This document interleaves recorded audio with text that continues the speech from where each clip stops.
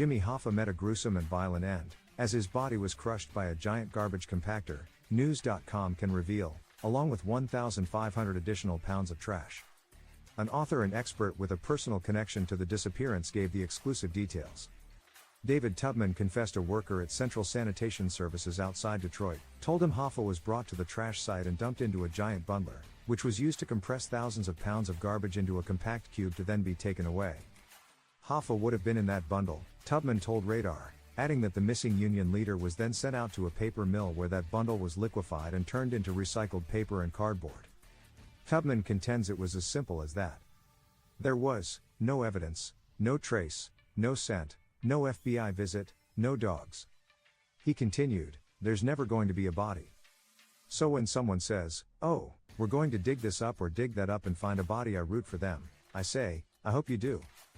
But I don't believe they will.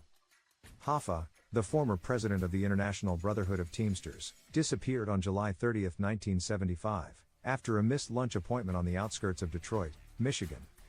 Investigators have long suspected Chucky O'Brien, a mobster who was close with Hoffa, and two mafia underlings picked up the union head at the Red Fox restaurant and drove off with him in the backseat.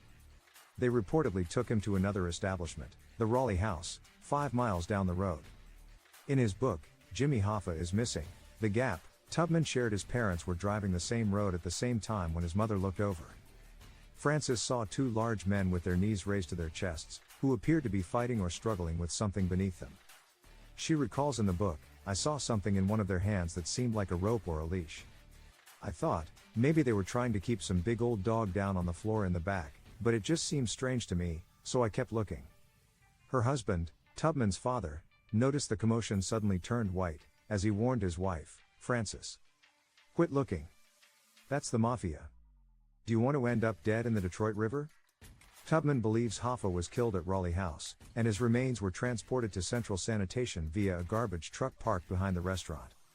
According to the author, Raleigh House had trash pickups every Friday, making a garbage truck's presence the Wednesday Hoffa disappeared suspicious. He shared in his book, it makes perfect sense that the sole purpose of the truck was to collect the lifeless body of Jimmy Hoffa and remove that evidence from the premises to avoid detection.